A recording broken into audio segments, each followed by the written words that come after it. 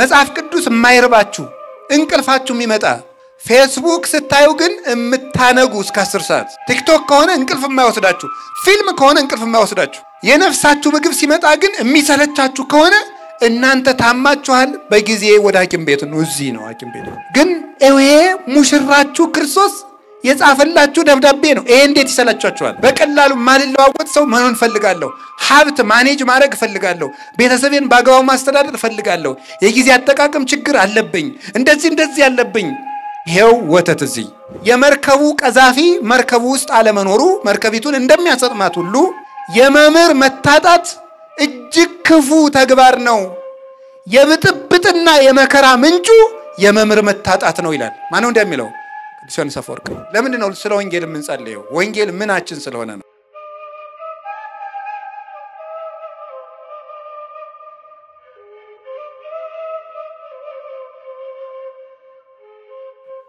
በስመ አብ ወወልድ ወመንፈስ ቅዱስ አሐዱ አምላክ በስመ አብ ወወልድ ወመንፈስ ቅዱስ አሐዱ አምላክ በስመ አብ ወወልድ ወመንፈስ ቅዱስ አሐዱ አምላክ ይትባረክ እግዚአብሔር አምላከ አበዊነ ቅዱሳን ዘሰበሐ ምህረቶ በላዕሌነ ምህረቱንና ቸርነቱን ይቅርታውን በሕይወታችን ላይ ያጸናልን የአባቶቻችን አምላክ እግዚአብሔር ስሙ የተመሰገነ ይሁን የእናታችን የቅድስት ድንግል ማርያም የቅዱሳን መላእክት የቅዱሳን ነቢያት የሐዋርያት የሰማዕታት የጻድቃን ረድኤት አይለየን የተከበሩ መላከ ብርሃን ፍስሐ ጥላሁን የባህር ዳር ሀገረ ስብከት ዋና ጸሐፊ የተከበራችሁ ሊቃውንተ ቤተክርስቲያን መምህራን ካህናት ዲያቆናት የእግዚአብሔር ቤተሰቦች ሁላችሁ አንድ አምላክ በሚሆን በአብ በወልድ በመንፈስ ቅዱስ ስም እንደምን ዋላችሁ እንደምን ሰነበታችሁ እንደምን አመሻችሁ ቸርነት ገንዘቡ የሆነ አምላካችን ቀን ጨምሮ ሰጥቶን ለዚህ ሰዓት ስላደረሰን በምህረቱ ቦታም ስለሰበሰበን ስሙ የተመሰገነ ይሁን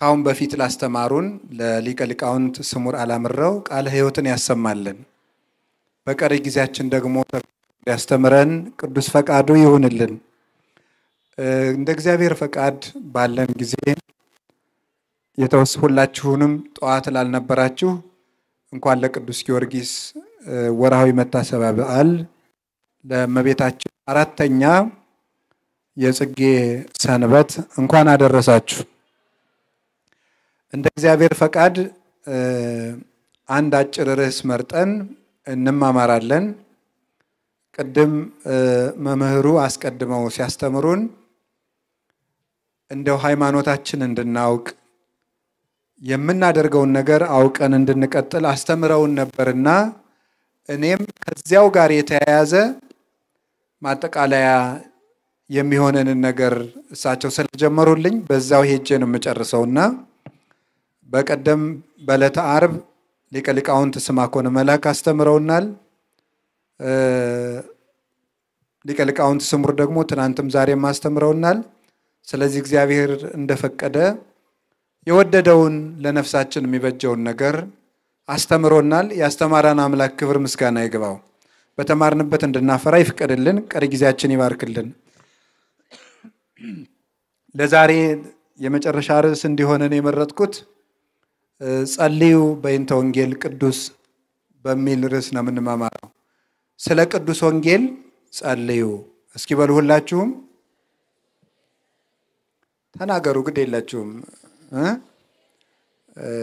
እንደው አስከፋችኋለሁ ብዬ ነው እንጂ አለመናገራችሁን የሚተች የሆነ ነገር ልናገራችሁ ብዬ ተውኩት ይሄ ትልቅ ስድብ እንደሆነ ታውቃላችሁ አይደል እነግርህ ነበር ማለት በጣም ኃይለኛ ስድብ ነው እነግርህ ነበር አንድ ሰው ንገሩኝ ባይ ካለ ሰድቦ ጨርሳችሁ ማለት ነው እና የስድብ ክፉ እነግርህ ነበርና እምልህ የጠፋኝ የሚል ነው እምልህ የጠፋኝ ካለ ስድቡ ሁሉ አይገልጽልኝም እንደማለት ነውና ክፉ ተሳዳቢ ነው እንደዚህ የሚል ሰው አያጋጥማችሁ እና እስኪ ስለ ቅዱስ ወንጌል ጸልዩ በሉ ሁላችሁ እስከ ዳር ያላችሁት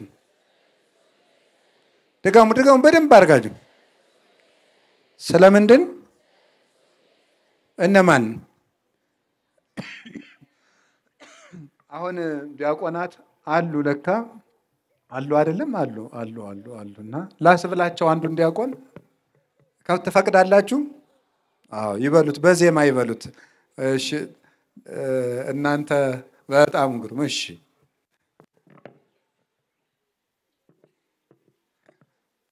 የዲያቆኑን ከምለው ብዬ ነው እኔም ቢሆን ትንሽ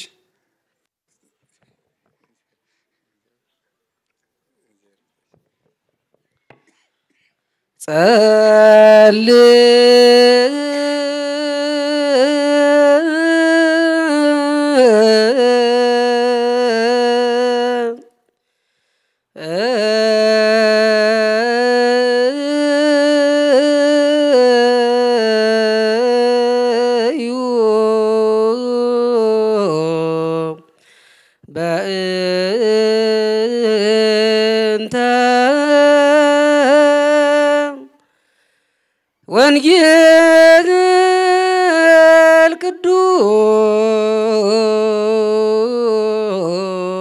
ቅዱስ ደግሞ ተሰጥኦ እንቀበል እንጂ ታውቆ እልል አይደለም። እዚህ ውስጥ ይረስየ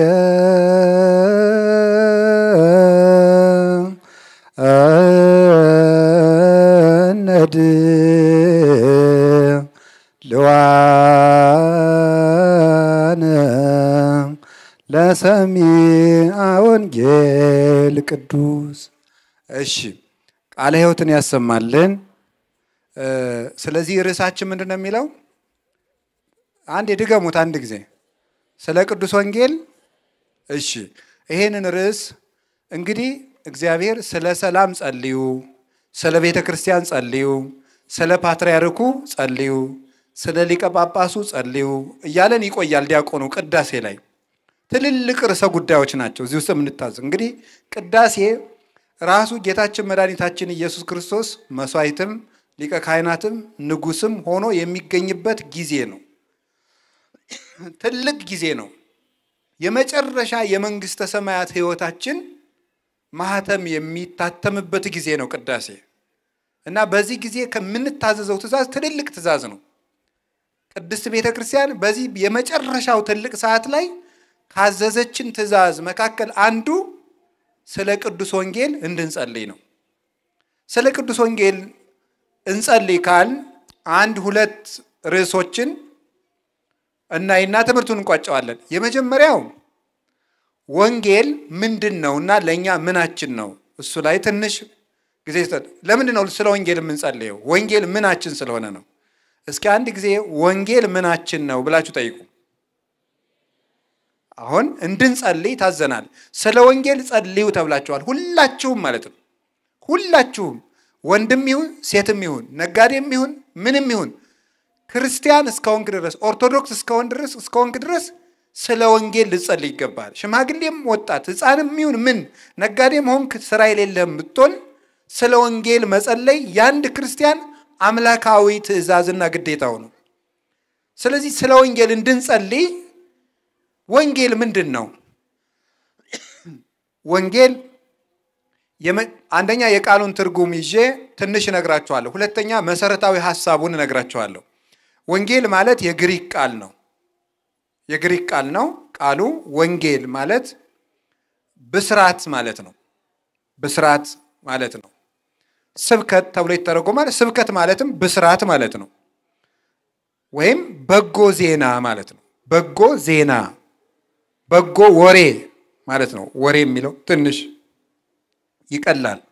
በጎ ዜና ማለት በግዕዝ በአማርኛ ሲመጣ ወሬ ማለት ነው። ዜና ማለት እሱ ነው። ስለዚህ በጎ ዜና፣ በጎ ነገር፣ በጎ ቃል፣ በጎ የምስራች ማለት ነው።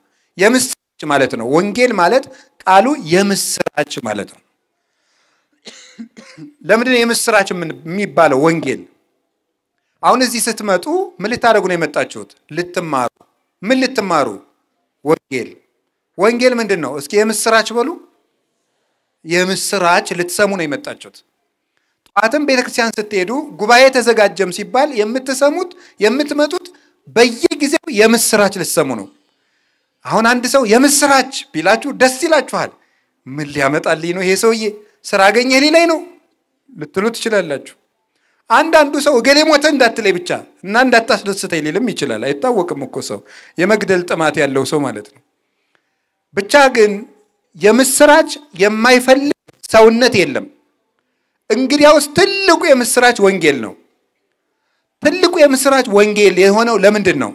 አባቶቻችን በ3 በ4 ቃል ገልጸውታል። ይሄን የምስራች እንዲህ ብለው ሕዝብ ዘይነብር ውስተ ጽልመት ወጽላሎተ ሞት ብርሃን አብይ ሰረቀ ላይ ሊሆሙ። በጨለማ የሚኖር ሕዝብ ታላቅ ብርሃን አየ። በሉ አንድ ጊዜ ሁላችሁ።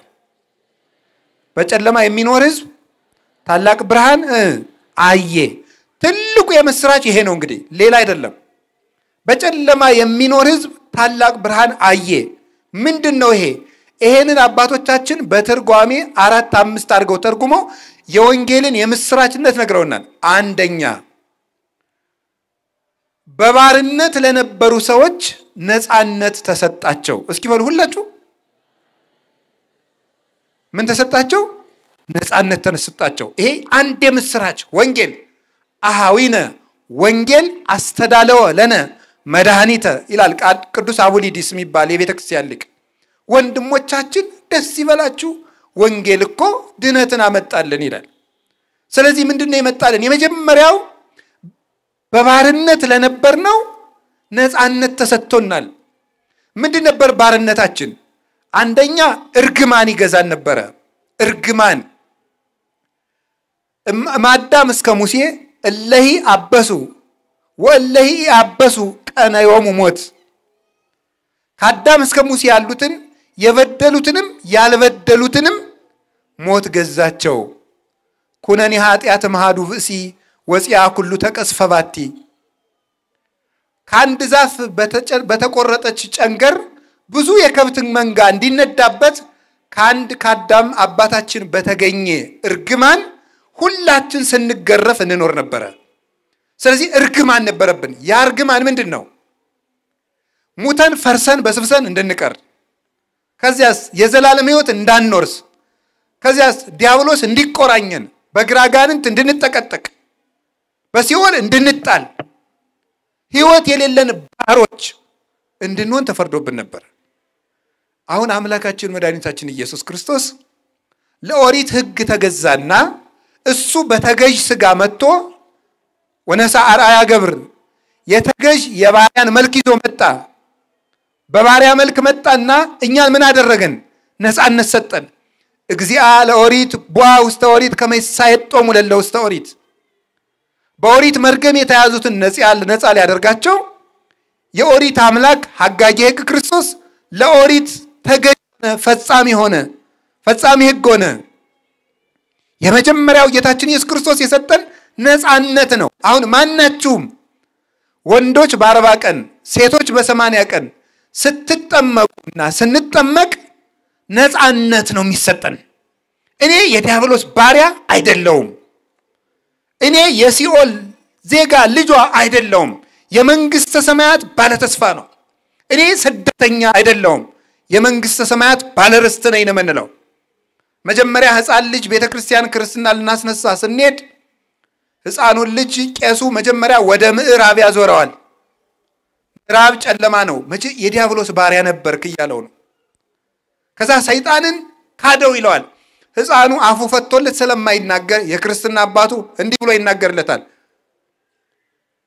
እክህደከ ሰይጣን፣ ሰይጣን ሆይ እክህድሃለሁ፣ ሰይጣን ሆይ እክህድሃለሁ፣ ሰይጣን ሆይ እክህድሃለሁ፣ እኔ ያንተ ልጅ አይደለሁም ይላል። ወደ ምስራቅ ያዞረውና አምን ብከ ክርስቶስ አምላኬ፣ ጌታዬ ኢየሱስ ክርስቶስ ሆይ ባንተ አምናለሁ ሕግህንም እቀበላለሁ ያስብለዋል። ወኩሎ ሕገከ ወለኩሎም ቅዱሳኒከ፣ ሕግህን እቀበላለሁ ቅዱሳኖችንም አምናለሁ ያስብለዋል። አያችሁ፣ ሰይጣን ሆይ በቤተ ክርስቲያን ፊት ቆሜ እክድሃለሁ ምን ነው? የነፃነት ማህተም ስላለን ነው። ይሄ የመጣው በምንድን ነው? በወንጌል ነው። ወንጌል የምስራች ናት። የምስራች ሁላችሁም እንኳን ደስ ያላችሁ። በ40 ቀን በ80 ቀን ስትጠመቁ ምን ሆናችኋል? የዲያብሎስ ባሪያ አይደላችሁም። የሲኦል ልጅ አይደላችሁም። የእግዚአብሔር ባለሟሎች ናችሁ።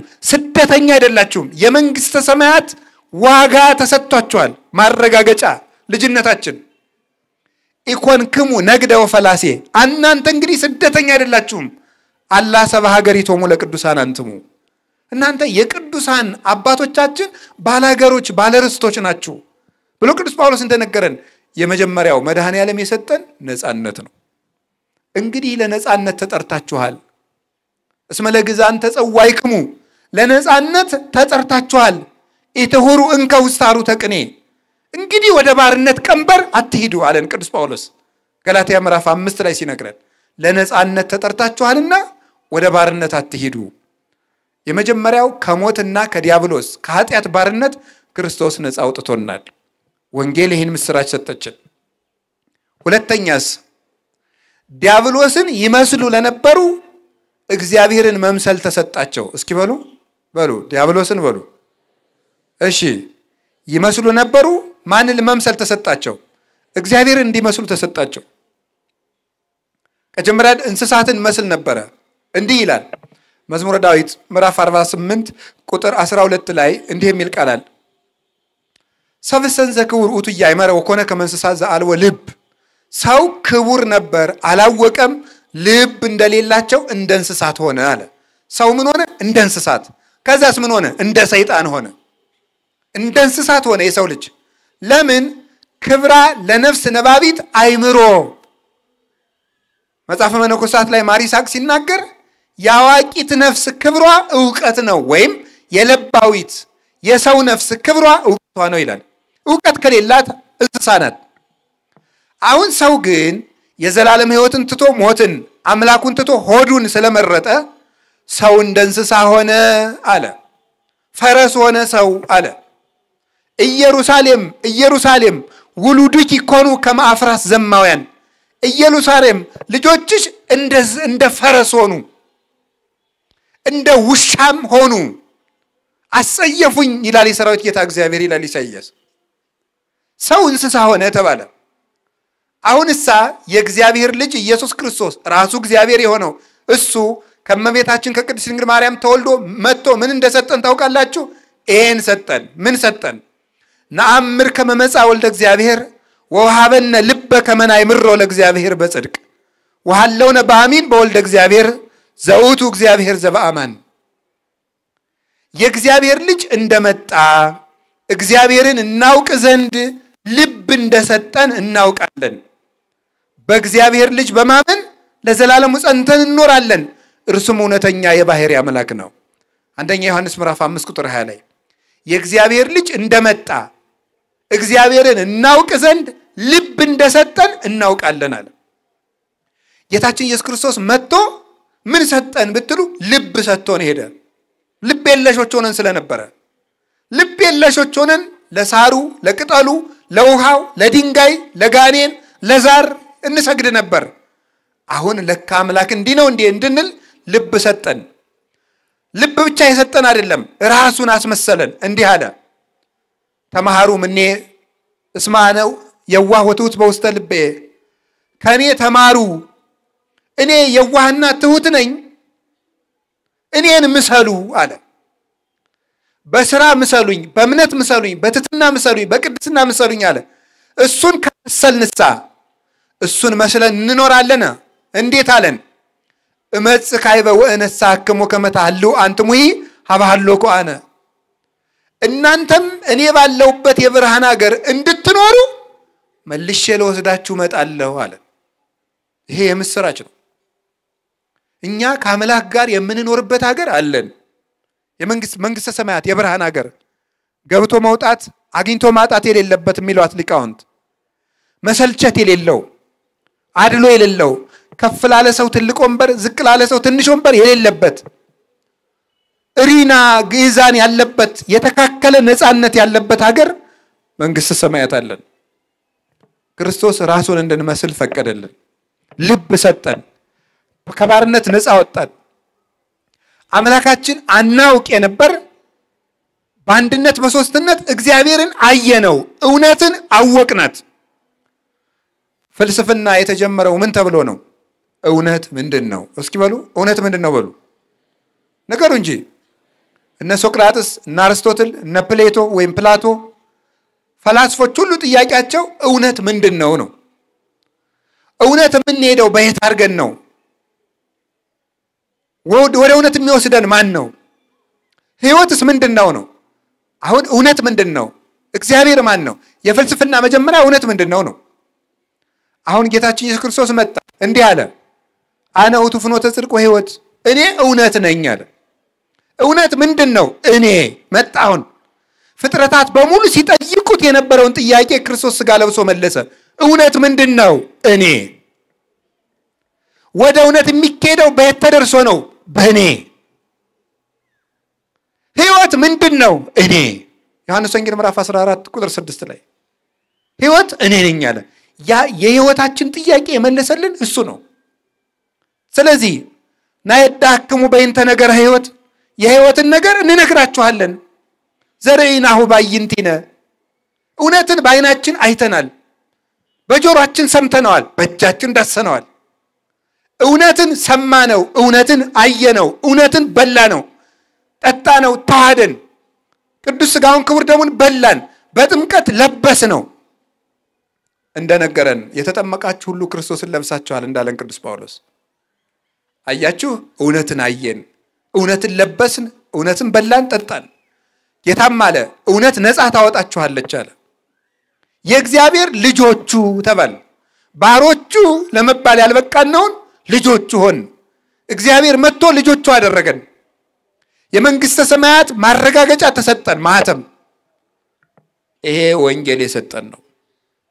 አሁን ይኸውላችሁ ንስሐ የገባ ሥጋው ደግሞ የተቀበለ ሰው የመንግስተ ሰማያት ማረጋገጫ አለው። በማን? በእግዚአብሔር ቸርነት። ትንሣኤ ልቡና ላለው ሰው ሞት በሱ ላይ ኃይል የለውም። ብፁዕ ዘረከበ ክፍለ በትንሣኤ ተተቀድም መጽያ። በመጀመሪያይቱ ትንሣኤ እድል ያለው ሰው የታደለ ነው ማለት ልቡ ለንስሐ ለመግባት ለመቁረብ የታደለ ነው። በሱ ላይ ሞት ስልጣን የለውም ይላል ራእይ ምዕራፍ 20 ቁጥር 6 ላይ ሲናገር ቅዱስ መጽሐፍ። እንግዲህ ወንጌል ይሄን የምስራች ነግራናለች። ሞት በእኛ ላይ ስልጣን እንደሌለው፣ እግዚአብሔር አባታችን ሆኖ እንደመጣ፣ የእኛን ሥጋ ለብሶ እንደተዛመደን፣ ሁላችንም የእግዚአብሔር ልጆች እንደሆን፣ መንግስተ ሰማያት እንደተከፈተልን፣ ብንበድልስ አርሃ ወለነ ኅዋተ ንስሐ። ቅዱስ ጎርጎርዮስ ዘኑሲስ እንደሚለው የንስሐ በርን ከፈተልን አለ። እኔ መጣው ተወለድኩ፣ ልጆች አረኳችሁ፣ ወንጌል አስተማርኳችሁ፣ ይሄን ሁሉ ትታችሁ ከካዳችሁ ገሃነም ይብላችሁ ሳይል ደግሞ የንስሐ በር ከፈተልን። አንቀጽ ፍኖት ንጹህ ዘአልቦ አስዋክ፣ አንቀጽ ርህው ለለ ይጎደጉድዎ። እሾህ የሌለበት የቀና መንገድ፣ ለሚያንኳኩ ሁሉ የተከፈተ ደጅ፣ የምህረት በር ራሱ ከፍቶ የሚጠብቅ እሱ ኢየሱስ ክርስቶስ ነው። ይሄንን የምስራች ሰጥቶናል። ሰው አምላክ ሆኗል። ባጋንንትና በሞት ላይ እንድንሰለጥንበት ስልጣን ሰጥቶናል። ሞትን እንድንንቀው ቅዱስ አትናቴዎስ ላይ እንደነገረን ያረጀን አንበሳ የሚፈራ አውሬ የለም፣ ምክንያቱም ጥርሱ ወልቋልና። መርዙን የተፋ እባብ የሚፈራው የለም፣ እጁ ላይ ጠምጥሞ ይጫወትበታል እንጂ። እንግዲያውስ ሞት ያረጀ አንበሳ ሆኗል። እንዴት? ክርስቶስ ጥርሱን አውልቆበታልና። ሞት ሆይ መውጊያ ወዴት አለ ይላል ቅዱስ ጳውሎስ። አይቴ ቀኖትከ፣ መውጊያ ወዴት ነው? ክርስቶስ የሞትን መውጊያ ሰበረው። አሁን ያረጀ አንበሳ ሆኗል። የእባቡን መርዝ አስተፍቶታል ክርስቶስ ራሱን ቀጥቅጦ በመስቀል። መርዝ የሌለውን እባብ እጅ ላይ ቢጠመጥሙት ቢስለከለክ ምን ያደርጋል? ጌታችን ኢየሱስ ክርስቶስ የእባቡን መርዝ አስተፍቶ ሞትን እንዳረጀ አንበሳ ጥርሱን አውልቆ እኛ ነክሶ ማስቀረት እንዳይችል የትንሣኤ ልጆች አድርጎ ሰጥቶናል በቅዱስ ሥጋው በክቡር ደሙ። ወንጌል ይሏችኋል፣ ይሄ የምስራች ነው። ይሄን መስማት እንደሚሰለቻት ነፍስ ያለች በሽተኛ የለም። ቅዱስ ዮሐንስ አፈወርቅ ምን ይላል? እንደሚናገረው ነው። አንድ ሰው ታሞ መዳኑን የምናውቀው ምግብ ስጡኝ ሲል ነው አይደለም? ቆሎን እንስጥህ? አይ ይመረኛል። ዳቦን እንስጥህ? አይ ይመረኛል። ማር እንስጥህ? ይመረኛል። ጎበዝ ይሄ ሰውዬ ታሟል። ከዛሳ ስንቸገር እንደው ምን እናምጣለን? ምንም። ከዛ ወለሰ ቆሎን እንስጥህ?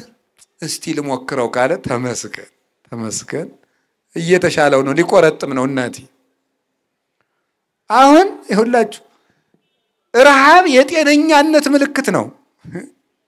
የጤነኛነት ምልክት ነው። ከራበ ጤነኛ ነህ ማለት ነው። ተመስገን ነው። አዎ የማጣትም ምልክት ነው እንዳትሉ።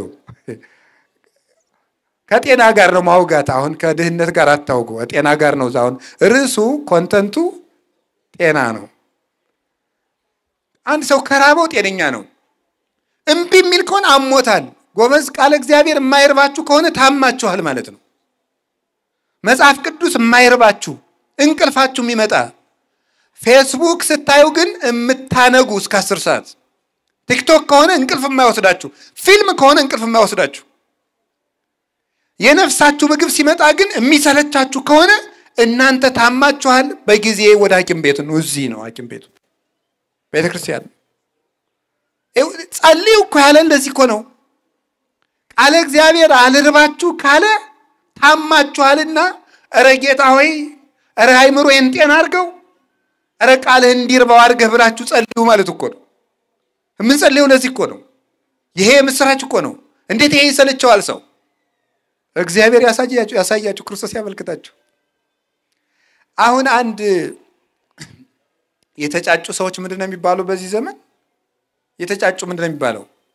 ወንድና ሲተጫጩ በሉት እንጂ እጮኛ ደግሞ ሌላ ስም አለው? በቃ እሺ። አሁን አንድ የምትወጂው እጮኛሽ ልበል፣ ለልጆቹ ነው። ትልልቆቹ ያገባችሁት ደግሞ ድሮ እያላችሁ አስቡ።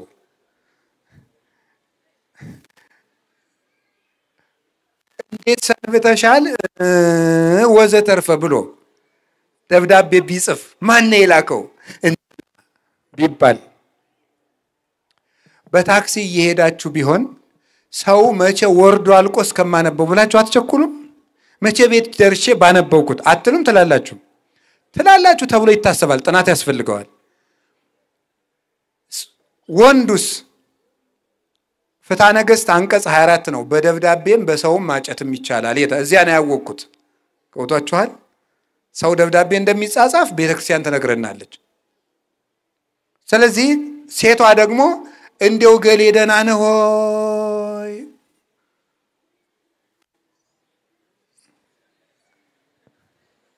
ምንድነው የምትስቁት? ታውቁት ይሄን? እኔ እንደዚህ ነው ያልኩኝ። ምንም ያልኩት ነገር የለም። እንደው እኮ ታምር ነው እኮ። አይ እናቴ እድለኛ ርዕስ ነው እኮ ይሄ እኮ። እስካሁን ፍግግ አላላችሁልኝም እኮ። ባደርግ ብሰራችሁ እቺ ስትመጣ ተፍነከነካችሁ እንደ ቆሎ። ደህና ነው እንደ ፈንዲሻ። እሺ ወደ ጉዳያችን ጎበዝ፣ እየመሸ ነው። ታዲያ ደህና ነህ ሆይ ብላ ስትጽፍለት ደስ ይለዋል። እንግዲያውስ ከዚያ በላይ ይሄ ኢየሱስ ክርስቶስ የነፍሳችን ሙሽራ ነው። ታውቃላችሁ? የቤተ ክርስቲያን ሙሽራ ነው ክርስቶስ። የአንዳንዳችን ነፍስ የማን ሙሽራ ናት? የክርስቶስ ናት። እንግዲያው ጌታችን ኢየሱስ ክርስቶስ ሙሽራችን ክርስቶስ ለሙሽራይቱ ነፍስ የጻፈላት መልእክት ነው ይሄ። ይሄን ስታነቡ ይከፋችኋል እንዴ? ማን ነው የሚስቱ ደብዳቤ የሚጎረብጠው? በተለይ የጮኛው። የሚስቱ እንኳን ባሻቦም በምንም በዘይትም ስለሚጣሉ አጉል ነው። ለምሳሌ አይመችም። በተለይ የሚጣሉ ግን ይሄ ሙሽራችሁ ክርስቶስ የጻፈላችሁ ደብዳቤ ነው። ይሄ እንዴት ይሰላችኋል? አዎ ከመፋጻ ቀጢን ወከመ መሰንቆ ሐዋስ ያስተፈሳህኒ በሰሚኦቱ። እንደ ቀጭን ፉጨት እንደ መሰንቆ ድምጽ ነፍሴን ደስ ያሰኘኛል። አርአየኒ ገጸከ አስማአኒ ቃለከ እስመ ቃልከ አዳም ወገጽከ ላህይ። ክርስቶስ ሆይ ትላለች ነፍስ መኃልየ ሰሎሞን ምዕራፍ 2 ላይ እባክህ ቃልህን አሰማኝ፣ መልክህንም አሳየኝ። ቃልህ ያማረ ነው፣ መልካታ ምራትህ መልካተ ምርትህ የሰመረ ነው። እባክህ ቃልህን አሰማኝ ትላለች ነፍስ። ሄዳችሁ ተመልከቱት። ይሄ እንዴት ይሰለቻችኋል? አንድ ንጉስ ሰው መሬት ቀምቷችሁ ወይ ደብድቧችሁ ወይ ግፍ አድርሶባችሁ ከዚያ ጊዜ ጀምሮ ለዚያ ንጉስ አመልክታችሁ ያ ሁሉ ጊዜ ስትወጡ ስትገቡ እምትፈሩትና የሚያሰቃያችሁ ሰው ድጋሜ እንዳይደርሳችሁ የሚያደርግ የፍትህ ደብዳቤ ቢጻፍላችሁ ያ ሲነበብ ይከፋችኋል እንዴ? እንግዲያውስ ክርስቶስ የሚያሰቃየን ሰይጣን ሁለተኛ ከልጆቼ እንዳትደርስ ብሎ የጻፈበት የፍትህ ደብዳቤ ነው። ሁርም ድሬ ሰይጣን ያለበት አንተ ክፉ ከልጆቼ ወግድ ብሎ ክርስቶስ ጠላታችን የገሰጸበት ይሄ የምህረት ደብዳቤ ነው። ይሄ የፍትህ ደብዳቤ ነው። እንዲያውም ፍትህ የሚል መጽሐፍ አለው። ፍትህ ነው የሚባለው። ፍትህ የሚባል ጀስቲስ የሚባል መጽሐፍ አለው እና በጣም አሰልቺ መጽሐፍ ነው። እና ቅዱስ ዮሐንስ አፈወርቅ ምን ያለ አንድ ሰው የፕላቶን ትምህርት ለፍቶ አጥንቶ ፍትህ ሳያገኝ ይሞታል አለ። በፍትህ ተመርቆ ያለ ፍትህ ሊሞት ይችላል። እናቴ የህግ ባለሙያ ይቅርታ የፕላቶ ማለት ነው። የፕላቶ አሁን ወደዚህ ነገር አትሂዱ፣ ወደ ሌላ አትወሰዱት። ወደ ሌላ ወደ ምንም በቃ አትወሰዱት። የፕላቶን የህግ ትምህርት ተምሮ አንድ ሰው ያለ ህግ ሊሞት ይችላል። የክርስቶስን ህግ ተምሮ ግን ያለ ህግ ቢሞት እንኳን ክብር ያገኛል። እንዳልባሌ ቢሞት ተንቆ ቢሞት ሬሳው ተተፍቶበት ቢሞት እንኳን በክርስቶስ ህግ የሞተ ሰው ክብር አለው። እንግዲህ እግዚአብሔር ቤተሰቦች ረፍት ትፈልጋላችሁ? ይሄን መጽሐፍ አንብቡት፣ ስሙት። ይሄንን ፍትህ ትፈልጋላችሁ? ይሄንን አንብቡ። ደስታ ትፈልጋላችሁ? እዚህ ውስጥ አለላችሁ። እውነቴን ነው የምነግራችሁ። ይሄ ምስራች ነው። እንደውም አንድ ነገር ልንገራችሁ። አንድ ሰው አንድ ደራሲ ተደራሲ የሚባል አለ። ተናጋሪ እና ምንድነው የሚባለው? ታዳሚ። ለተናጋሪ ታዳሚ ኦዲየንስ ይባላል። ለዚህኛው ደግሞ ደራሲ ተደራሲ የሚባለው አንባቢ ማለት ነው። ጸሐፊው ልብ ብላችሁ ስሙ። ጸሐፊው መጽሐፍ ከጻፈ በኋላ መጽሐፉን ስታነቡ ሰውየው የለም። ስልክ ደውላችሁ ጥያቄ ቢኖራችሁ ልትጠይቁት ወይም ኢሜል ልትልኩለት ወይም በአካል ቀጠሮ ልታስይዙት ትችላላችሁ። መጽሐፉን ስታነቡ ሰውየው ጋር ማውራት አትችሉም። አንድ ጊዜ ጨርሶ የነገረንን ሐሳብ ነው የምንሰማው። መጽሐፍ ቅዱስ ስናነብ ግን እግዚአብሔር ቃል በቃል ይናገረናል። እግዚአብሔር ይነግሮሙ ለሕዝቡ በመጽሐፍ እግዚአብሔር ለሕዝቡ በመጽሐፍ ይናገራል። መጽሐፍ ቅዱስ የሚያነብሰው እግዚአብሔር እየሰማ ነው፣ እየተናገረው ነው። መጽሐፍ ቅዱስ የሚያነብሰው መረጃ አይደለም የሚሰበስበው፣ ሕይወት ነው። እግዚአብሔር ያናግረዋል። ይሄ ቃል ወረቀትና ፊደል አይደለም፣ ሕያው መንፈስ ነው። ወዘኒ ቃል ዘአነ ነገርኩክሙ መንፈስ ውእቱ ወያሕዩ። የሩቅ ብእሲ ንግግር አያድንም፣ ከመለኮት የወጣ ቃል ግን ያድናል። ይሄ የምነግራችሁ ቃል የሚያድን ሕይወት ነው ብሎ ጌታ ነግሮናል። ስለዚህ የሕይወት ቃል ነው። እጅን ታጥቦ የሚያነቡት፣ ተረጋግቶ የሚያነቡት፣ ስልክን ዘጋግቶ የሚያነቡት፣ አይምሮን ሰብስቦ የሚያነቡት፣ ጊዜ መድበው የሚያነቡት፣ በተቀደሰ ክፍል ሆነው የሚያነቡት ልዩ የሕይወት ደብዳቤ ነው፣ የሕይወት መጽሐፍ። ስለዚህ ወንጌል ጸልዩ። 1 2 3 ይሄ የቃሉን ትርጉም ይዤ ነው። ወንጌል የምስራች ነው። ክርስቶስን መምሰል ተሰጥቷቸዋል። እንኳን ደስ ያላችሁ። እውነቴን ነው የምነግራችሁ። ክርስቶስን መምሰል አንዳንድ ሰዎች ሀብታም ሲያገኙ ተጠጋግተው ያንተ ልጅ ነኝ አሉ ይላሉ ይባላል ነው ሰምቼ አላውቅም። ሀብት ያለውን ሰው ያንተ ልጅ ነኝ አሉ ይላሉ። እንደው ኧረ እኔ ያንተን እናት አላገባውም ቢል እንኳን ትምህርት ቤት አብራችሁ አልተማራችሁም ማለት ሁሉ የሚያምረው ማለት ነው አለ። የሰው ሀብት ለመውረስ አለ ይባላል ነው እንግዲህ እኔ አልሰማውም። የእግዚአብሔር ልጅ አይሰማችሁም? ይሄ አይሰማችሁ ማለት እስከ ውስጥ አይሰማችሁም? የእግዚአብሔር ልጅ የሚለው እንዴት ደስ እንደሚል የእግዚአብሔር ልጅ ይሄን ነው ሀብቱ የማይወረስ ጌታ ልጅ ሲያረገን ቅድም እንደተማርነው በመምሩ ዙፋኑ የማይገለበት ጌታ ልጆቹ ሲያረገን በዚህ ጊዜ ይሻላል ማይባል ስጋት የሌለበት ምናልባት እኮ የባለስልጣን ልጆች ሊሰጉ ይችላሉ ምናልባት ነው እኔ መረጃ የለኝም እንደሚፈሩም እንደማይፈሩም የባለስልጣን ልጅም አላውቅም ግን ሊፈሩ ይችላሉ ተብሎ ይታሰባል ታሪክ እንደሚያስረዳን ነው ያው እንደምታውቁት የጃንሆይ ልጆች ቅድም እንደተነገረን እንደውም እኮ የጃንሆይ ልጅ አንደኛዋ ክርስትና በመተነሳ ቀን አንድ ደሃ ደሞ ወልዶ ይዞ መጣ ምስኪን አንተ ምን ብትደፍር ነው ከጃንሆይ ልጅ ጋር የልጅ ክርስትና የገጠመ እንደኩክሩም ሰውየው አስቦ የወለደ ይመስል ማለት ነው እና በሌላ ቀን ይቀየር ይለወጥ ተብሎ ተወስኖ ለበባሉ ኋላ ግን ጃንሆይ ሩሩ ስለሆኑ ታውት ይነሳ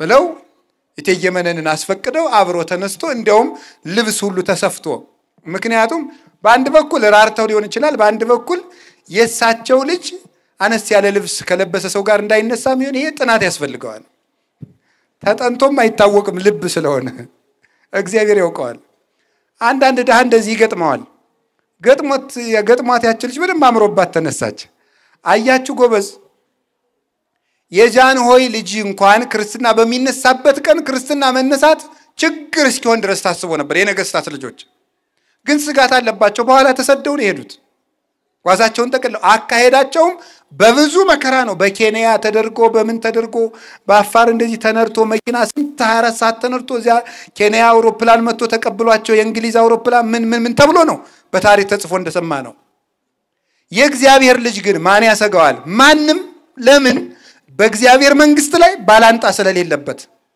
ተበላላጭ ስለሌለበት ተፎካካሪ ስለሌለው ገልባጭ ስለሌለው እና የዚህ ንጉስ ልጅ መሆናችን የምንሰማበት አዋጅ እኮ ነው ሰምታችኋል አሁን ተፎካካሪ ልጆቹ ናችሁ የወራሽነት መብት በፍርድ ቤት ስትሟገቱ ሰንብታችሁ ይሄው የወራሽነት መብቴ ደብዳቤውን አይተዋል ነው የምትሉት ይሄኛውን የወራሽነት መብት ግን ይዛችሁ ታትዞሩ ምን አይነት መስኪኖች ነን የሰማይ ሀገር የምትወርስበትን የወራሽነት አዋጅ ጥለት ዞራለ እንዴ ይሄ እኮ የሰማይ መንግስት የምንወርስበት የውርስ መጻፋችን ነው ይሄ ነው ለኛ የተሰጠን ወንጌል ቀጥሎ አንድ ሁለት ነገር ጨምራችሁ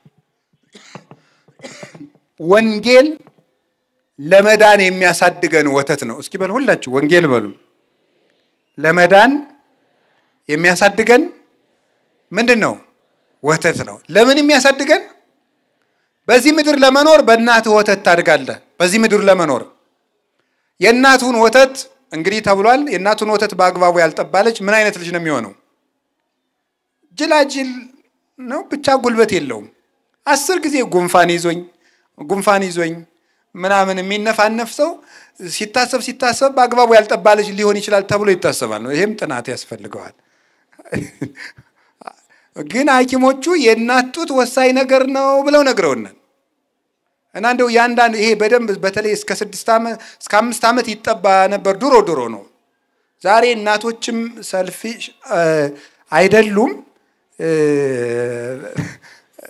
ብቻ ግን አስቸጋሪ ነው እንደ ድሮ ምግብ የለም እሺ ቅቤም ማረም ስለሌለ አይፈረድም እናቶች አይፈረድም ድሮ ግን እናቶቻችን ውሃ ሄደው እንኳን ውሃ ቀርተው መጥተው እስከሚያወርዱት ቸኩለን ተጎንብሰው እንጠባ ነበር ተጎንብሰው ያጠቡናል እስከሚያወርዱት እምቢ ብለን ምን ይላል አንዳንዱ ጨውጨው ይላል አንዳንዱ ምን ይላል እንደዚህ እስከሚል ይጠባ ነበር አላ እንደዚህ ያለው ልጅ በኩርኩም ስትመቱት ቀጭ ነው የሚል ራሱ ይሄ ያልጠባው ግን ደዱባ እንደዚህ ያለ የሚለው ማለት ነው ይሄ ያልጠባው ነው ይሄ ዝም ብሎ እንደዚህ ያለው ማለት ነው እና እናትን ጡት በአግባቡ አጠባም ኑሯል አይባል ነገር ልጁ ያን ጊዜ ልጅ ነው ወደ ጉዳያችን እንምጣና አያችሁ የጠባው ልጅ ጠንካራ ነው በሽታን የሚቋቋምበት ንጥረ ነገር እዚያ ውስጥ ያገኛል ሐኪሞች ጠይቋቸው ይነግሯቸዋል ዋሽቻ እንደሆነ ያገኛል ወንጌል ደግሞ ነፍስ ጠንካራ እንድትሆን በክደት ቫይረስ በጥርጥር ባክቴሪያ በኃጢአት ደዌ እንዳትወጋ የሚጠብቃት የቤተ ክርስቲያን ወተት ነው ይሄ ደግሞ አፍቅሩ ሐሊበ ነባቤ ዛሎቱ ትሲት አንደኛ ጴጥሮስ ምዕራፍ 2 ቁጥር 3 ላይ ቅልቅል የሌለበት ለመዳን የሚያበቃችሁን የቃሉን ወተት ውደዱ ይላል። እስኪ የቃሉን ወተት በሉ። ለመዳን የሚያሳድጋችሁን የቃሉን ወተት። እንግዲህ አንተም ጉንፋን የያዘ በትክክል እንዳትሉኝ፣ የኔ ሌላ ነው። እኔማ እንዴት ጠንካራ እንደሆንኩ ማወቅ አልችልም። ወደ ጉዳይ ልውሰዳችሁና ለመዳን የምታድጉበትን ወተት ተመኙ። አንድ ልጅ ልብ በሉ የእናቱን ጡት ባይጠባ እናቲቱ ምን ይላታል? ትታመማለች። በተለይ አንድ አመት ከመንፈቅ ድረስ ወይም እንደወለደችው 6 ወር እንደዚህ ዝም ብሎ ልጁ አልጠባቢል ትታማለች። ጡቷን ያማታል። ምን እንደሚባለው በገጠር ጡቷን ይቆረጥማታል ነው የሚባለው። ልጁ ስላልጠባ ነው። የቤተ ክርስቲያን ጡት ይሄ ነው። ይሄን ያልጠባ ሰው የቤተ ክርስቲያን በሽታ ነው። ህመም የሆነ ሰው ነው።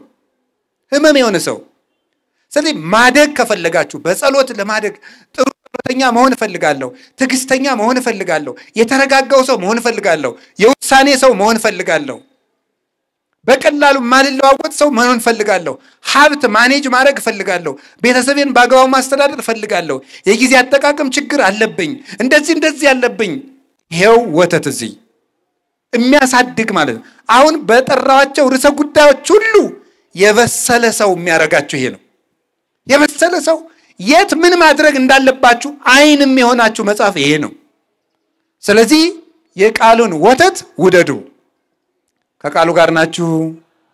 እግዚአብሔር ከሁላችን ጋር ይሁን። እንደገናስ የእግዚአብሔር ቃል የህይወታችን ሲሳይ ነው። እስቲ ሲሳይ በሉ። እንጀራችን ነው፣ የነፍሳችን። ይኸውላችሁ ሰው 3 ተፈጥሮ ነው ያለው። ነፍስ፣ ስጋ፣ መንፈስ ይባላል። ነፍስ፣ ስጋ፣ መንፈስ ወይም ስጋ፣ ነፍስና አእምሮ ብላችሁ መውሰድ ትችላላችሁ። አእምሮ ከኃጢአት መንጻት፣ ስጋው ደግሞ መቀበል፣ እንደዚህ ለነፍሱ ምግብ ያስፈልገዋል። አእምሮው ደግሞ መማር አለበት። አሁን እናንተ የሁላችሁ እግዚአብሔር ያሳያችሁ። ሰው ማለት በሉ፣ አንድ ጊዜ በሉ፣ ሰው ማለት በሉ፣ ስጋ በሉ፣ እሺ፣ ነፍስ እና ምንድነው? መንፈስ በሉ እንጂ መንፈስ። አሁን እናንተ ስለዚህ እስቲ ምን ማለት ነው ያላችሁኝ? ረስቼው እኮ ነው። ምን ማለት? አንዴ በሉ ሁላችሁ፣ ሰው ማለት በሉ እስኪ አንድ ጊዜ፣ ሰው ማለት በሉ፣ ስጋ፣ ነፍስና ምንድነው? መንፈስ። በጣም ጥሩ። ጧት ቁርስ ትበላለህ፣ 6 ሰዓት ምሳ ትበላለህ፣ ማታ ራት ትበላለህ። ጧትም ሆነ ማታም ሆነ ሁለተኛ ቀን ማክሰኞ ቁርስ ትበላለህ፣ ምሳ ትበላለህ፣ ራት ትበላለህ። ጧትም ሆነ ማታም ሆነ ሶስተኛ ቀን እያልክ ሳምንት ሞላ። ሰውየው ምንድነህ? በሬ። ለምን እንዴ? ሰው ከሆንክ ምንድነህ ብያችኋለሁ? ነፍስ በሉ እስኪ፣ ስጋና ምንድን መንፈስ። አሁንሳ ሰኞ ቁርስህን በላ፣ ጥሩ። ከዛስ መጀመሪያ ጸለይክ፣ ጥሩ። ከዛ ቁርስህን በላ፣ በጣም ጥሩ። እሺ መጽሐፍ ቅዱስ አነበብክ፣ በጣም ጥሩ። አሁን ምን ሆንክ ማለት ነው? ሰው። ጸለይክ፣ ለነፍስ ድነት ጸለይክላት። መጽሐፍ ቅዱስ አነበብክ፣ ለአእምሮህ አነበብክ። ከዛስ እንጀራም በላ፣ ሰው ሆንክ ማለት ነው። ሰው ተብላችሁ ለመጠራት እንኳን ለነፍሳችሁ ምግብ ይሄን ማንበብ አለባችሁ። አይው ሐኪሞቹ በጣም ባላንስ ዴት ነው የሚሉት። ምንድነው የሚባለው? የተመጣጠነ። እስኪ በሉ አንድ ጊዜ። አይ እናቶች፣ የተመጣጠነ ምግብ ምንድነው? ቫይታሚን፣ ፕሮቲን፣ ካርቦሃይድሬት ምናምን እትስ። ይሄ አንድ ምግብ ነው የሚባለው። የተመጣጠነ ምግብ አይደለም። ይሄ ስጋ ብቻ ነው። ነፍሱስ መንፈሱስ? አንዳንድ ሰው ከሚስቱ ጋር ሲጣላ ሚስቱ ስትጨቃጨቀው በተለይ እንደ ሀብታም ያለው አሉ ነው እንግዲህ አሉ ነው። ያው ምዕመናን እየመጡ ነው ይሄንን ነገር በጆሮአችን የሚያቀብሉን እንጂ እኛ አናውቅም። አንቺ ሴትዮ አላበዛሽውም? መኪና ሄው፣ ቤት ሄው፣ ምትበይው አልቸገረሽ ይላል። ይው ምንድነው ይፈልግ? ባዶሽን መጥተሽ መኪና አስነዳውሽ እንትናለሽ፣ ከሰው የበለጠ ታስፈጫለሽ፣ ምን አንተስ ምናምን ይላል። ሰው ወንድሜ መኪና ብቻ አይደለም የሚፈልገው። ሰው መኪና ብቻ አይደለም፣ ምን ይፈልጋል? አእምሮ፣ ሰላም ይፈልጋል። የሰው ምግቡ እንጀራ ብቻ አይደለም፣ ሰላም ምግቡ ነው፣ ደስታ ምግቡ ነው፣ ፍቅር ምግቡ ነው፣ ትህትና ምግቡ ነው። ሰው ነፍስ ጭምር ነው። ጥሩ ቤት ብቻ ሰላም አይደለም። ጥሩ መኪና ብቻ ኑሮ አይደለም። ጥሩ ልብስ ብቻ ኑሮ አይደለም። ጥሩ ከተማ መኖር ኑሮ አይደለም። ኑሮ ማለት ነፍስ ስጋና መንፈስ አንድ ሲሆኑ ነው። ስጋው ደግሞ ስንቀበል ቄሱ ምን እንደሚለን ታውቃላችሁ? ስጋው ለአማኑኤል አምላክነ ዘነሰው ምግዝተ ኩልነ ለቀድሶተ ስጋ ወነፍስ ወመንፈስ። አማኑኤል ከድንግል ማርያም ነስቶ የተዋሃደው ስጋን ነፍስን መንፈስን የሚቀድስ ስጋውን ነው ይላል። ስጋን ነፍስን መንፈስን የሚቀድስ። ስለዚህ ወገኖች እስመ ቃለ እግዚአብሔር ሲሳይ ዘበአማን ውእቱ ሲሲታ ለነፍስ ቃላቲሁ ለእግዚአብሔር። የእግዚአብሔር ቃል እውነተኛ ምግብ ነው። የነፍስ ምግቧም የእግዚአብሔር ቃል ነው። ሰው በልቶ ጠጥቶ ለምንድን ነው ሰላም የሚያጣው? ሰው ጥሩ አልጋ ላይ እየተኛ ጥሩ ቤት ውስጥ እየኖረ ጥሩ መኪና እየነዳ ጥሩ ደሞዝ እየተከፈለው ለምን ሰላም የለውም? የነፍሱ ምግብ የለማ፣ የመንፈሱ ምግብ የለማ፣ የስጋ ብቻ ነው ያለው። ስለዚህ እግዚአብሔር ሰዎች ጌታ ምን አለ? ዮሐንስ ወንጌል ምዕራፍ 4 ቁጥር 5 ላይ አኮ በህብስት ክመ ዘይሃዩ ሰብ አላ በኩሉ ቃል ዘይወጽእ እምአፉሁ ለእግዚአብሔር። ሰው በእንጀራ ብቻ አይኖርም ከእግዚአብሔር ቃል በሚወጣ ከእግዚአብሔር አፍ በሚወጣ ቃል እንጂ። የእግዚአብሔር ቃል የህይወት እንጀራ ነው። በመጨረሻም ስለ ወንጌል ማንነት ነውና መጨረሻ ላይ ስለ ወንጌል ጸልዩ የሚለውን ትንሽ እናገርና ጨርሳለሁ። በመጨረሻ ስለ ወንጌል ምንነት ነግራችሁ የእግዚአብሔር ቃል የመንገዳችን ብርሃን ነው። እስኪ በሉ ሁላችሁ በሉ። የመንገዳችን ምንድነው? ብሉ እንጂ። የመንገዳችን ምን ብርሃን ነው። ምን ማለት ይመስላችኋል? ሰው መንገድ ሲሄድ ቢጨልምበት መንገድ ላይ ግራና ቀኝ መንገድ ቢገጥመው መንገዱ የትኛው እንደሆነ ለመለየት ምን ያስፈልገዋል? ብርሃን ወይም ባትሪ ያስፈልገዋል። የሰው ልጅ ህይወት ምንድነው? መንገድ ነው። ሰው መንገደኛ ነው። ወዴት ነው የሚሄደው? ወደ መንግስተ ሰማያት። መንገደኛ ነው። አንድ ቀን ስታድሩ ወደ ሞት አንድ እርምጃ እየቀረባችሁ ነው ማለት። ሁለት ቀን ስናቀርብ ሌላ እርምጃ ነው። ሶስት ቀን ስናድር ሌላ እርምጃ ነው። አመት ሲሞላ ሌላ ከፍ ያለ ሩጫ ነው። ወደ ሞት እየቀረብን ነው የምንሄደው። መንገደኛ ነው ሰው። ስለዚህ ውሎ አዳራችን አመታትና ወራቱ እርምጃዎች ናቸው። እና ወደዛ ስንሄድ ልብ በሉ መሃል ላይ መንገድ ሰው ሲመሽበት ብርሃን ያስፈልገዋል ማለት የሰው ልጅ በዚች ምድር ላይ ሲኖር አንድ ትልቅ ፈተና አለበት። እሱ ምን ይባላል? ኮንፊውዥን ይባላል።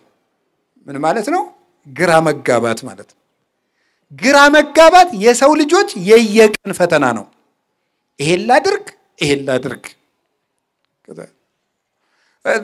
ሌላው ቀርቶ አንዳንዱ ላግባ ለመንኩስ ብሎ ግራ ይጋባል። እንደው ቀለል ስናደርገው የትኛውን ሸሚዝ ልልበስ እንኳን የሚለው ፈተና የሚሆንበት ሰው አለ። ላለው ሰው ነው። እንደዚህም ፈተና ነው እኮ። ግራ መጋባት የሰው ልጆች የየደቂቃ ፈተናቸው ነው። ልናገረው፣ ዝም ልበለው፣ ልሄድ፣ ልቅር፣ ልብላ፣ ልቆይ፣ እያንዳንዱ አጠቃቅን ነገር የሰው ልጅ በግራ መጋባት የተሞላ ነው። ግራ ሲገባው የሰው ልጅ ምን ያድርግ ሲባል መንታ መንገድ ላይ በጨለማ ደርሶ ቆሞ ግራ ለገባው ሰው ባትሪ ቦክ ስታረጉለት አፈፍ ብሎ መንገዱን መርጦ እንደሚሄደው ሁሉ ግራ በገባን ቁጥር የእግዚአብሔር ቃል ምናነብ ከሆነ ለውሳኔ ብርሃን ሆኖ ቦግ ይላል። ስለዚህ ቅዱስ ዳዊት ምን አለ? ኖን ማይቶት ለግሬ ህግ ከብርሃን ለፍኖተ። ህግ ለግሬ መብራት ለመንገዴም ብርሃን ነው። እስኪ በሉላችሁ ህግ በሉ። ለግሬ መብራት ለመንገዴ ምንድነው? ብርሃን ነው። ምን ማድረግ እንዳለባችሁ በእያንዳንዱ ርዕሰ ጉዳይ ላይ ከሰው ጋር ለመኖር ጓደኛ ለመሆን ዝምታ ለመምረጥ መቼ ለመናገር መቼ ዝም ለማለት ለመነገድ ላለመነገድ ሹመትን ለመተው ለመሾም ለእያንዳንዱ ነገር መጽሐፍ ቅዱስ ላይ አለላችሁ። እንዲህ ያለ ብርሃን ነው። እንግዲህ ለዚህ ወንጌል እንጸልይ። እሺ ወንጌል ይሄ ነው አልኳችሁ። በስሱ ነገርኳችሁ። ወንጌል ይሄ ከሆነ አንድ ቃል ጨርስና ልጨምራችሁ ስለ ወንጌል። አሁንም አንድ ወንጌል የእግዚአብሔር ልብ ነው። አንዴ በሉ ሁላችሁ። እስኪ አንድ ጥያቄ ልጠይቃችሁ። የእግዚአብሔርን ልቡን ማግኘት ትፈልጋላችሁ አትፈልጉም? የማይፈልግ እሺ የሚፈልግ የእግዚአብሔርን ልብ ማግኘት የሚፈልግ ወይ ጥጋቡ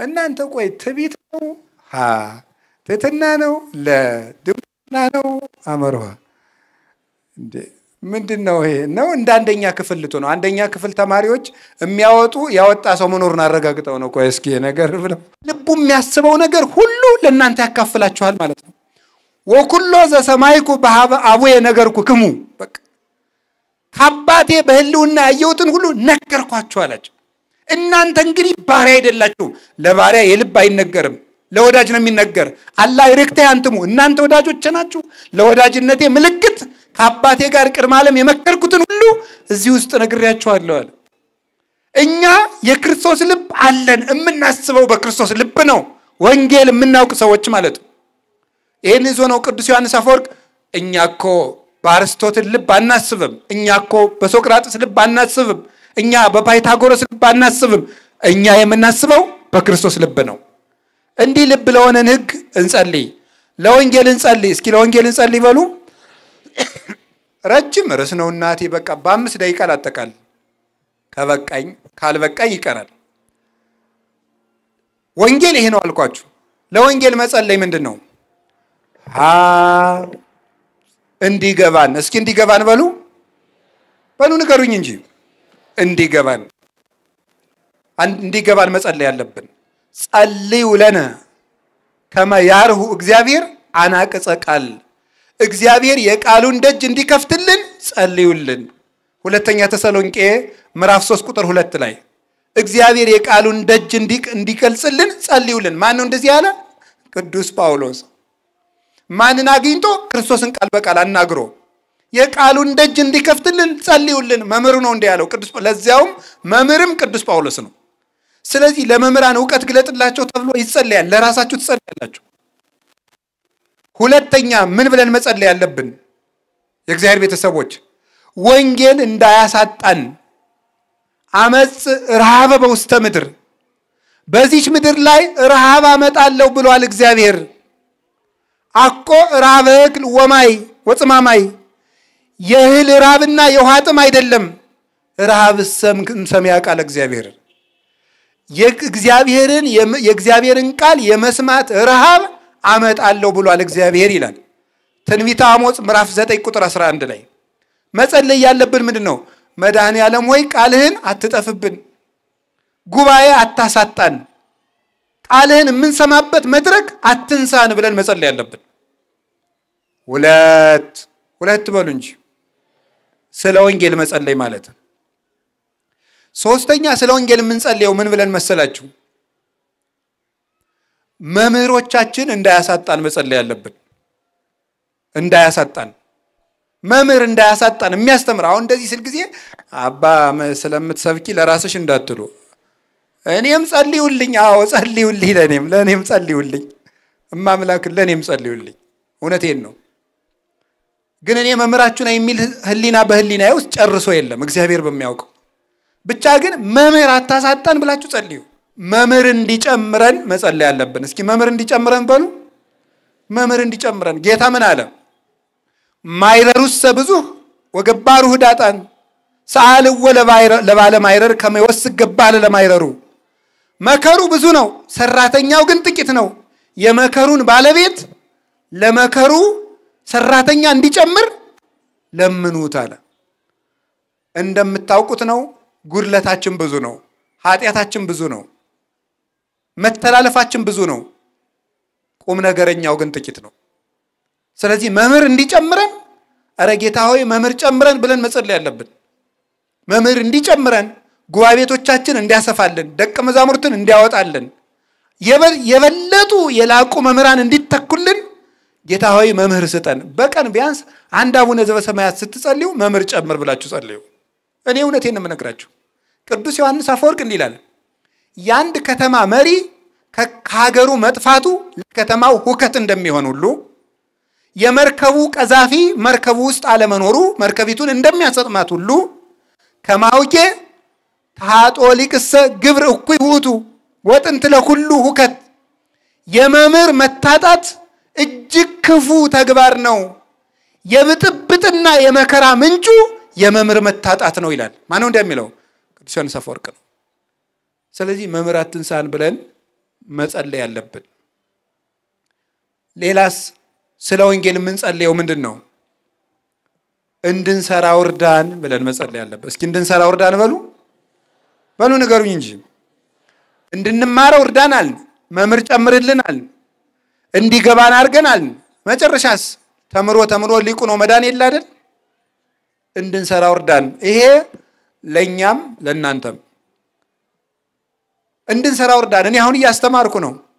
ምናልባት መለፍለፍ ከጀመርኩ በትንሹ 5 ዓመት ሊሆነኝ ይችላል። ግን ብዙ ጉድለት አለብኝ። እንድሰራ ወርዳን። ንስማ ወንግበር ቃለ ወንጌል ከቅዱስ በጸሎቶሙ ለቅዱሳን። በቅዱሳን ጸሎት ቃልህን ሰምተን ለመስራት የበቃን አድርገን የሚለው ቄሱ ለዚህ ነው። እንድንሰራ ወርዳን። መስማት ብቻ አይደለም መተግበር ነው። አንድ ሰው ይላል ቅዱስ ዮሐንስ አፈወርቅ አናጺነት እወዳለሁ ስላለ ዓመት ሙሉ አንድ ጎጆ ሊሰራ አይችልም። ከአንድ አናጺ ጋር እንጨት መጥረብ የጀመረ እንደሆነ ግን ሙሉ አናጺ መሆን ይችላል። ስለፈለጉ ብቻ የፈለጉትን ነገር መሆን አይቻልም። አኮ በአጽሞ ዘትጸድቁ አላ በገቢሮቱ በመስማት ብቻ አትድኑም በመስራታችሁ ነው እንጂ ብሏል ሮሜ ምዕራፍ 2 ቁጥር 13 ላይ። ስለዚህ እንድንሰራው እርዳን። የመጨረሻው ግን ይሄ ለሁላችንም ነው። የእግዚአብሔር ቃል ጸልዩ ለነ ከመ ይሩጽ ቃል እግዚአብሔር። ቃል እግዚአብሔር ፈጥኖ ለሁሉ እንዲደርስ ጸልዩልን። ይሄ ለኛ ነው። የቀድሞ ለእናንተም ለኛም ነው። አሁን ደግሞ ለኛ ለመምህራኑ እንጸልዩ እዚህ ለቆም ነው። የእግዚአብሔር ቃል ፈጥኖ ለሁሉ እንዲደርስ።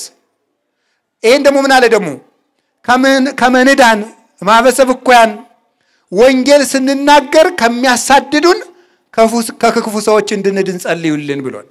አንደኛው የእግዚአብሔር ቃል ፈጥኖ ለሁሉ እንዲደርስ፣ ሁለተኛው ደግሞ ይሄን ስንናገር ከሚያጠምዱን ሰዎች እንዲሰውረን ጸልዩልን ብሏል። አንዱ ሊቅ ደግሞ የተናገረውን ልናገርና ልጨርስ። ጸልዩ ለነ በእንተ ድካምነ ከመ ያጽንዓነ እግዚአብሔር በአብይ ኃይሉ በርትዕት ሃይማኖት። እግዚአብሔር በቀናች ሃይማኖት በብዙ ቸርነቱ እንዲያጸናን ስለ ድካማችን ጸልዩልን። ወስብሐት ለእግዚአብሔር። ይቆየን።